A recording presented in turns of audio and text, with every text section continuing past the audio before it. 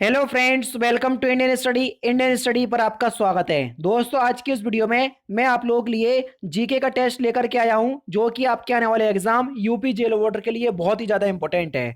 Video को and तक जरूर देखिएगा, क्योंकि लास्ट में मैं आपसे क्वेश्चंस भी पूछूंगा और उसका आंसर आपको कमेंट बॉक्स में बताना होगा। साथ ही साथ इस वीडियो की पीडीएफ डिस्क्रिप्शन में टेलीग्राम चैनल का लिंक दिया हुआ है, वहां से आप प्राप्त कर सकते हैं। जैसा कि आप सभी लोग जानते हैं कि जब एग्जाम क्रैक करने की हो बात, तो अनअकैडमी है आपके साथ। इसी उद्देश्य के साथ अनअकैडमी आप लोग के लिए यूपी जेल वार्डर का रिवीजन बैच स्टार्ट कर रही है, जो कि 2 नवंबर से स्टार्ट हो चुका है। इसमें आपको मैथ, हिंदी, रीजनिंग और जीके पूरी सिलेबस के अनुसार पढ़ाई जाएगी, और आपका जो ये बैच है 19 दिसंबर से पहले पूरा कर दिया जाएगा, क्योंकि आपका एग्जाम 19 दिसंबर को है। अगर आप इस बैच में एनरोल करना चाहते हैं तो डिस्क्रिप्शन में लिंक दिया हुआ है, वहां से जाके आप इस बैच में एंट्री ले सकते हैं, और 10% के डिस्काउंट के लिए वहां पर रेफरल कोड भी लिखा हुआ है, तो वो भी आप 10% का डिस्काउंट प्राप्त कर सकते हैं उस रेफरल कोड से। तो चलिए स्टार्ट करते हैं और देखते हैं पहला क्वेश्चन।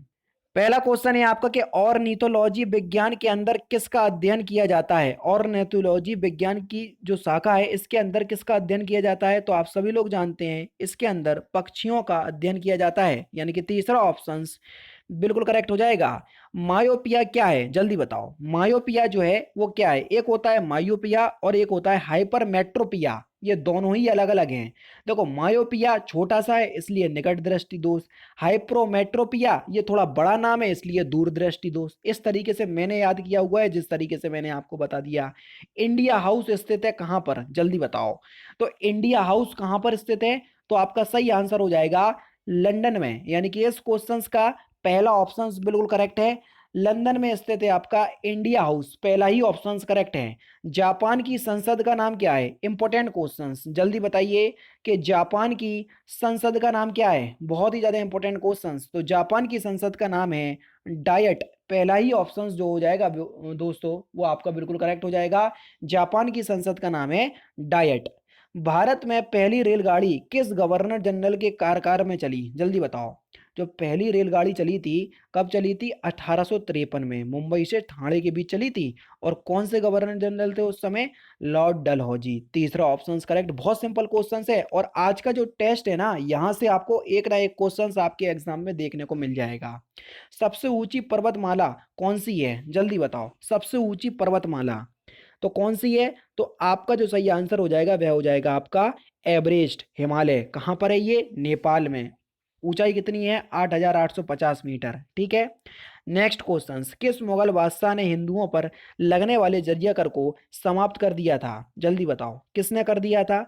तो ये काम किया था अकबर ने। लगाया किसने था? पहले कासिम ने। अकबर ने समाप्त कर दिया, औरंगजेब ने दोबारा लगा दिया था। ठीक है। थियोसोफिकल सोसाइटी का प्रचार प्रसार भारत में किसने किया था? तो थियोसोफिकल सोसाइटी का जो प्रचार प्रसार है भारत में, एनी बेसेंट ने किया था। दूसरा ऑप्शन बिल्कुल करेक्ट होगा दोस्तों। नेक्स्ट क्वेश्चन, भारतीय लघु उद्योग विकास बैंक यानी कि सिडबी का मुख्यालय कहाँ पर स्थित है, जल्दी बताओ। सिडबी का मुख्यालय, इंपॉर्टेंट क्वेश्चन है। तो सिडबी का जो मुख्यालय है ये स्थित है आपका लखनऊ में स्थित है। पहला ऑप्शन आपका बिल्कुल क्या हो जाएगा?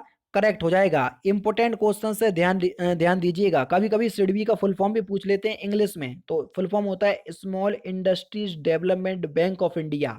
तो इस तरीके से आप याद कर सकते हैं। ठीक है। नेक्स्ट क्वेश्चंस की तरफ चलें। तो नेक्स्ट क्वेश्चन से आपका कि भारत में अंतर्राष्ट्रीय महत्व का मुक्त व्यापार बंदरगाह कौन सा है, जल्दी बताओ। मुक्त बंदरगाह आपसे पूछा है, तो आपका जो सही आंसर होगा वह होगा आपका कांडला। तीसरा ऑप्शन बिल्कुल करेक्ट हो जाएगा, और ये गुजरात में है। दूध की शुद्धता मापने के लिए किस यंत्र का प्रयोग किया जाता है, जल्दी बताओ। सिंपल और इंपॉर्टेंट क्वेश्चंस। आपको अगर दूध की शुद्धता मापने हैं तो आप कैसे मापोगे? तो हम लेक्टोमीटर का यूज करेंगे दूध की शुद्धता मापने के लिए। कभी कभी तो यही पूछ लिया जाता है कि लेक्टोमीटर किस धातु का बना होता है, तो ये तांबे का बना होता है, याद रखना। ठीक है। नेक्स्ट क्वेश्चन, कौन सा ग्रह सबसे चमकदार है? तो सबसे चमकदार ग्रह कौन सा है? आप सभी लोग जानते हैं, चमकीला ग्रह शुक्र ग्रह। दूसरा ऑप्शन आपका बिल्कुल करेक्ट हो जाएगा। साय का तारा, भोर का तारा, पृथ्वी की जुड़वा बहन, बिल्कुल पृथ्वी के आकार में समान ग्रह, ये सभी शुक्र की क्वालिटी है, याद रखना। ठीक है। राज्यसभा का सभापति कौन होता है? तो देखो, राज्यसभा का जो सभापति होता है वो होता है भारत का उपराष्ट्रपति। और उपराष्ट्रपति को जो पेमेंट मिलती है ना, वो राज्यसभा के सभापति के रूप में काम करने के लिए ही मिलती है, ठीक है ना, इस बात को ध्यान रखना। अच्छा, जो उपराष्ट्रपति की जो पेमेंट है बढ़कर के कितनी हो गई, आप इस क्वेश्चन का आंसर कमेंट बॉक्स में बताना। करंट का क्वेश्चन है, देखते हैं कौन कौन कितना तैयार है, ठीक है। भारत के विभाजन के लिए 3 जून 1947 की योजना को क्या कहते हैं? तो आप सभी लोग जानते हैं, इस योजना को हम माउंटबेटन योजना के नाम से पुकारते हैं। पहला ऑप्शन यहाँ पर आपका बिल्कुल क्या होगा दोस्तों, करेक्ट हो जाएगा। नेक्स्ट क्वेश्चन, विधवा पुनर्विवाह पर जोर किसने दिया? जल्दी बताओ, विधवा पुनर्विवाह पर जो जोर है ये किसने दिया था? तो आपका सही आंसर हो जाएगा ईश्वर चंद्र विद्यासागर, पहला ही ऑप्शन बिल्कुल करेक्ट होगा। नेक्स्ट क्वेश्चन से आपका कि व्यक्तिगत स्वतंत्रता के लिए किस शब्द का प्रयोग किया जा सकता है? व्यक्तिगत स्वतंत्रता के लिए किस शब्द का प्रयोग किया जा सकता है? तो सही आंसर हो जाएगा हैबियस कार्पस, यानी कि इस क्वेश्चन का दूसरा ऑप्शन बिल्कुल करेक्ट होगा। कैल्शियम किसकी वृद्धि में सहायक होता है? कैल्शियम जो है किसकी वृद्धि में सहायक होता है? तो कैल्शियम जो है वो हड्डियों की वृद्धि के लिए बहुत ज्यादा आवश्यक होता है। दूसरा ऑप्शन बिल्कुल करेक्ट हो जाएगा। अरब सागर में गिरने वाली नदी कौन सी है? जल्दी बताओ, अरब सागर में गिरने वाली नदी। तो आपका जो सही आंसर हो जाएगा वह हो जाएगा ताप्ती। नर्मदा हो गई, ताप्ती हो गई, ये सभी अरब सागर में गिरती हैं, बाकी बंगाल की खाड़ी में गिरती हैं। ऐसा क्यों होता है? जो पश्चिमी घाट का जो ढलान है उस वजह से होता है। जब ज्योग्राफी आप मेरे से पढ़ोगे ना, तो ऐसे क्वेश्चंस आंखों में करोगे, समझ रहे हैं। बस ये है कि अभी मैं प्रैक्टिस सेट आपको करवा रहा हूँ। ज्योग्राफी जिस जिस दिन अच्छे से तैयारी करवाऊंगा, या यूपीएसआई की जब तैयारी करवाऊंगा, तो सारी चीज अच्छे से पढ़ा दूंगा, बिल्कुल टेंशन नहीं लेना। निम्नलिखित में से किसकी उपस्थिति के कारण शरीर के भीतर रक्त नहीं जमता? ये क्वेश्चंस कई बार पूछा जा चुका है। तो आपका सही आंसर हो जाएगा, वह हो जाएगा आपका ऑप्शन नंबर सी, हेपेरिन। तीसरा ऑप्शन बिल्कुल करेक्ट हो जाएगा। मोहम्मद बिन तुगलक की मृत्यु के बाद दिल्ली का सुल्तान कौन बना? ये बेचारा बहुत अच्छा शासक था। इतिहासकार इसे बुद्धिमान मूर्ख शासक कह करके पुकारते थे, क्योंकि इसकी बेचारी किस्मत खराब थी। जो भी काम करता था उसमें असफल हो जाता था, लेकिन काम करने का जो उद्देश्य रहता था वो हमेशा अच्छे की तरफ रहता था। लेकिन अब वक्त की बात है, तो आपका जो सही आंसर हो जाएगा वह हो जाएगा आपका बी, फिरोज शाह तुगलक, ठीक है। नेक्स्ट क्वेश्चन से आपका कि निम्नलिखित में से कौन कौन सा उदारवादी नेता नहीं था? जल्दी बताओ, कौन सा उदारवादी नेता नहीं था? तो आपका जो सही आंसर हो जाएगा वह हो जाएगा आपका ऑप्शन नंबर डी, बाल गंगाधर तिलक। चौथा ऑप्शन जो है वो आपका बिल्कुल क्या हो जाएगा, करेक्ट हो जाएगा। नेक्स्ट क्वेश्चन, भगवान बुद्ध ने अपना उपदेश धर्म चक्र परिवर्तन कहाँ दिया? जल्दी बताओ। देखो, ये उपदेश है ना, तो ये पहले उपदेश की बात हो रही है, और उस उपदेश को ही भगवान बुद्ध ने धर्म चक्र प्रवर्तन का नाम दिया। तो कहाँ पर दिया? तो ये सारनाथ में दिया था, ठीक है। चौथा ऑप्शन जो है वो आपका बिल्कुल क्या हो जाएगा, करेक्ट हो जाएगा। नेक्स्ट क्वेश्चन, शेर शाह की कब्र कहाँ पर स्थित है? इसने हुमायूं को हराया था, ठीक है ना। हुमायूं बेचारा भग गया था, नदी में डूब करके भगा था हुमायूं, और उसे निजाम नामक व्यक्ति ने बचा लिया था हुमायूं को। हुमायूं को हराने वाला यही था शेर शाह। तो शेरशाह की कब्र कहाँ पर स्थित है? तो सही आंसर हो जाएगा सासाराम, बिहार। वैदिक युग में ग्राम समूहों को क्या नाम दिया गया? तो वैदिक युग में जो ग्राम समूह हो उनको हम क्या नाम देते थे? उनको विश्व नाम दिया गया। तीसरा ऑप्शन बिल्कुल करेक्ट है।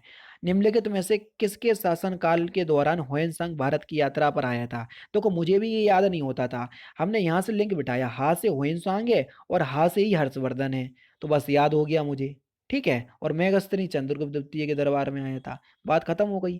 तो ह्वेनसांग हो गया आपका हर्षवर्धन। दूसरा ऑप्शन यहाँ पर आपका बिल्कुल करेक्ट होगा। 1905 में गोपाल कृष्ण गोखले द्वारा स्थापित प्रसिद्ध समाज सेवी संस्था का नाम क्या था? जल्दी बताओ, जो गोपाल कृष्ण गोखले के द्वारा स्थापित की गई। चारों ऑप्शंस देख लो, नहीं तो सोचोगे कि एक ऑप्शंस नहीं बताया, और वही आपका आंसर है। कौन सा? Servant of India society. चौथा ऑप्शन आपका बिल्कुल करेक्ट है। कांग्रेस की प्रथम महिला अध्यक्ष कौन थी? Important question. तो कांग्रेस की प्रथम महिला अध्यक्ष का नाम क्या है? एनी बेसेंट, पहला ही ऑप्शन बिल्कुल करेक्ट है। क्या है दोस्तों? एनी बेसेंट, पहला ऑप्शन बिल्कुल करेक्ट।